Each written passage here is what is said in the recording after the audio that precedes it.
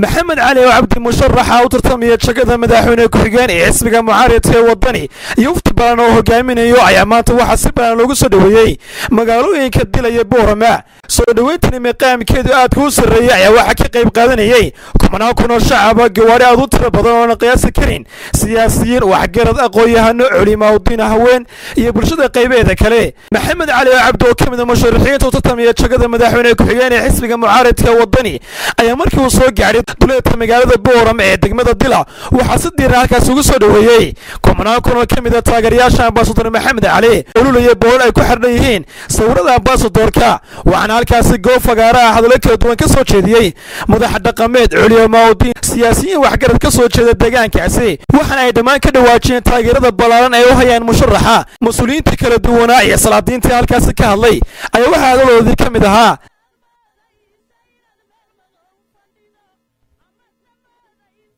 reer tolka yar yahay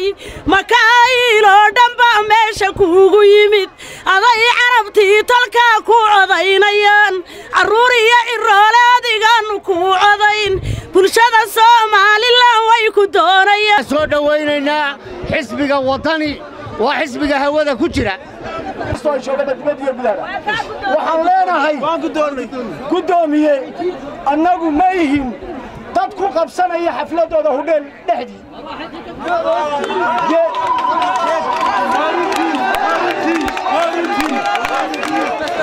annaga raysna ma qaado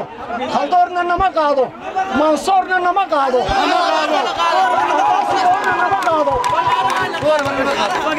gudoomiye waxa aan ku leenahay adiga iyo cidda mustambeedka talada xisbiga leba beeshaasi waa beeshii makaahin wadani bay ku jiraan ee wadani weeyi maxamed cali cabdi oo ugu dambeyntii fagaarahaas kala hadlay kumanaan kun oo shacab oo soo baxay soo dhaweyntiisa ayaa waxa hadaladiisa kamid ahaa midnimada iyo taageerada ay dadka gobolada galbeedku u hayaan inay wadankooda dhisaan ummadooda wax la qabsadaan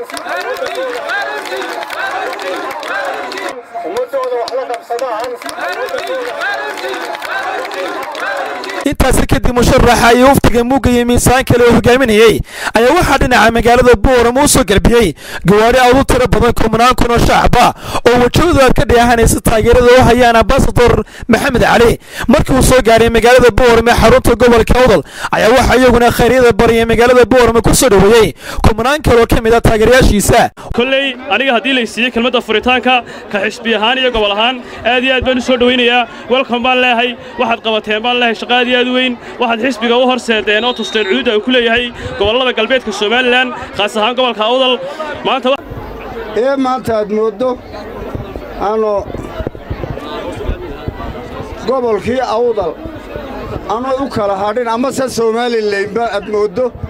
inay u leeyihiin waxaan idinku xisbiga wadanina mid baan ka codsanaynaa wadankan waxa ragaadiyo xanuun ku noqday wax qabiil leeyahay oo qeedaysi leeyahay oo ay ka qayb galaan madaxdu ilaa waashmaanada noo ballan qaaday in laga bogsanayo dadku aqoon iyo tartan ku soo bixi doona waxaan idin wadnaa madaxweyne ku-xigeen Soomaaliland deeqa waxaan idin wadnaa nin garasho leh waxaan idin wadnaa nin aan inna kala qaybinaynin oo nololaynin beer hebla waxaan dooranaa inaynu ka faa'iidaysano gobolkeenna wuxuu ku faanaa waxbarashada ama dad aqoonta ku faana inaan aqoonta ku faano oo ay inoo noqoto hub oo ay inoo noqoto waxa kaliya in haga waxa farxad ii ah inaan arko taageerayaashan iyo dadweynahan soo dhaweeyay inay muujinayso midnimada gobolka Awdal dadweynaha ku nool waxaasada ree Awdal waxyaalaha bariyahan dambe lagu xanto ee ku soo badanaya ee aan bariye hore ku jirin noloshooda waxa kamida bahasha qabyaalada la yiraaho cidna meel ma geyso waa qurun bahashaasi nabiga calayhi salaatu wasalaam inooga digay waxaan idinku waaninayaa waan idinku boorinayaa inaad midnimadiina ilaashataan tusawduwa soo dhaweyntii maanta loo sameeyay ambassador Maxamed Cali Cabdi ayaa noqonaysa soo dhaweyntii ugu ballaarneed ee abid loo sameeyo musharax u tartamaya jagada madaxweyne ku-xigeenka Soomaaliland waa Mustafa Caraale telefishinka caalamiga Somali News magaalada Boorama.